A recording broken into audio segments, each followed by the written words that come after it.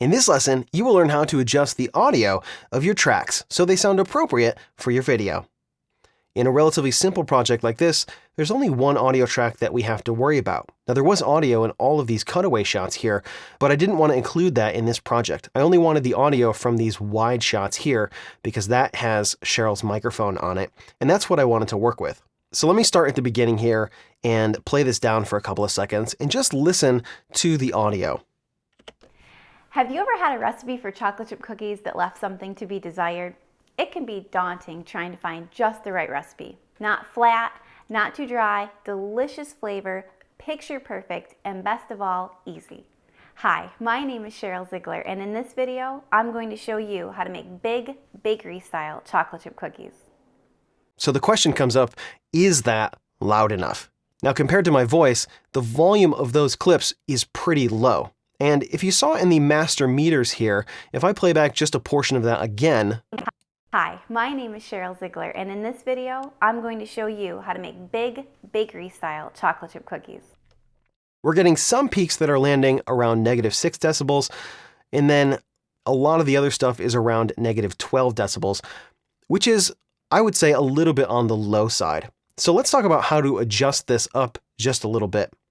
Now, as you may have guessed from the audio transitions lesson, we can use these clip volume keyframes here to make volume adjustments, and we'll look at how to do that in just a second.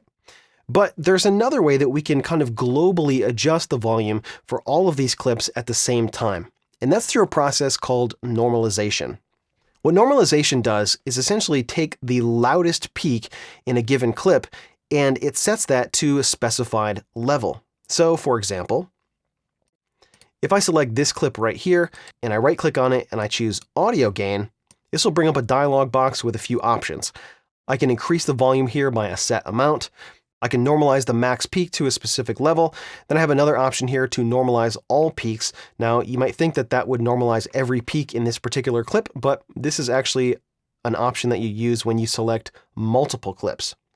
So if I wanted to just normalize this clip, I might normalize it to something like -2. I don't want it to be peaking right at 0 decibels, but I want to bring it up quite a bit.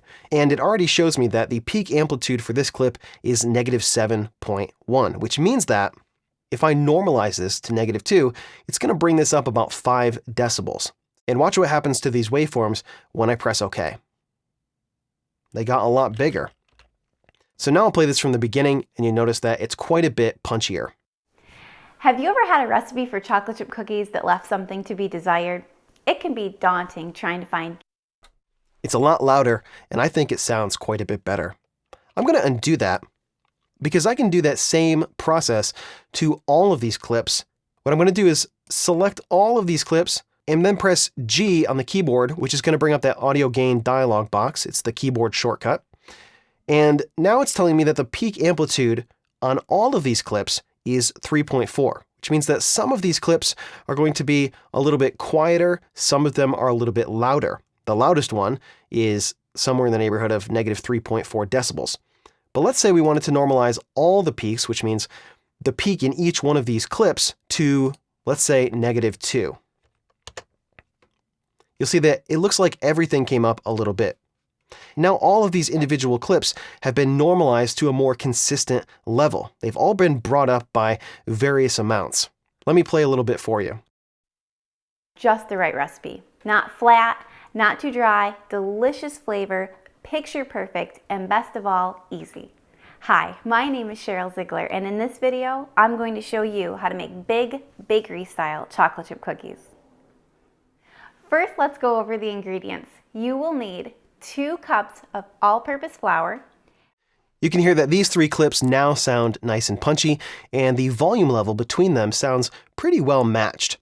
I am going to switch projects here for just a second because I want to show you that you can adjust the gain of a master clip so that any instances that you pull into a new sequence will have the same gain level adjustment. And to do that, you need to select the master clip in the project panel, and I already have this loaded up here in the source monitor. Let's check out the audio here. I'm just going to zoom all the way out. And if I wanted to adjust the gain or normalize this master clip, I would select the clip right here, and then I could come up to Clip, Audio Options, Audio Gain, or I could use the keyboard shortcut which is G. That'll bring up the same audio gain dialog box here. This clip already has a peak amplitude of 0 decibels, so if I try to normalize it to -2, it's actually going to turn it down. So just for the sake of visualization, I'm going to jack up the gain here by 10 decibels. And you can see what that did right up here to the master clip. So I'll just select a little bit here, and then I'll pull this down here. If you take a look at the audio on this clip, you can see that the audio is much louder because these waveforms are much bigger than all the other instances of this same exact clip that were already in this sequence. So unlike master clip effects, the change that you make with the audio gain to the master clip will not ripple down to all the child clips that you may have in your sequences. However, this is not the end of the world. If you needed to readjust the gain between these clips, we can do that because this audio gain change here is not destructive, meaning any changes you make to clips in Premiere, whether it's a video change or an audio change, do not affect the original clip. It doesn't affect the original source material. So when you normalize this clip, it did not rewrite the audio over the original clip. It's simply making an adjustment inside of Premiere so that the next time you pull this clip in, it has that audio adjustment, which means I can go back once this clip is in my sequence, and I can select multiple clips, go to audio gain, and renormalize all of these clips to something like -2, and you'll see that change will be updated here.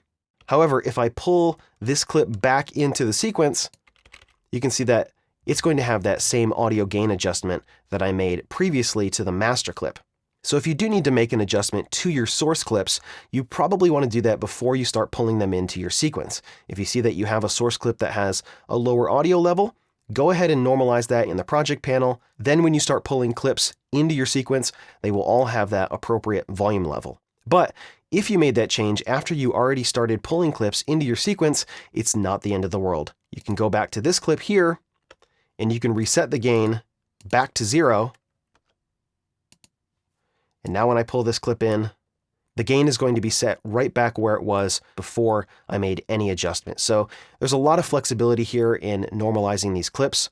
You can normalize your master source clip over here and then start pulling things into your project. Or if you think it's at an appropriate level, you can just start editing away. And then if you need to make an adjustment later, select your clips, press G on the keyboard, and then make whatever adjustment you need to do. Now, when we got into this CCI ingredients wide shot here, the volume sounded like it dipped down just a little bit. So I might want to come in here and make a more targeted volume adjustment to this clip.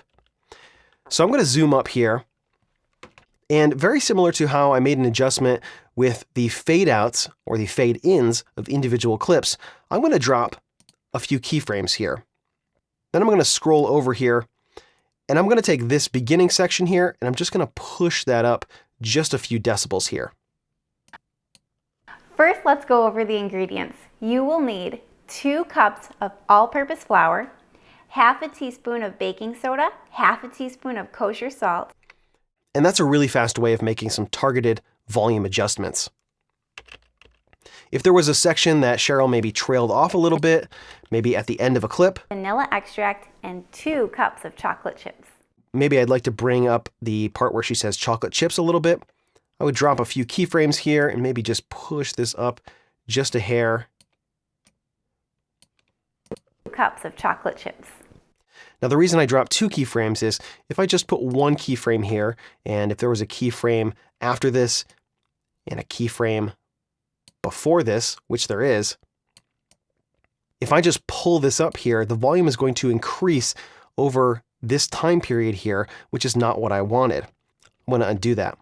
I use 2 keyframes, and that way I can make a volume adjustment here, and then the volume before this first keyframe here remains untouched.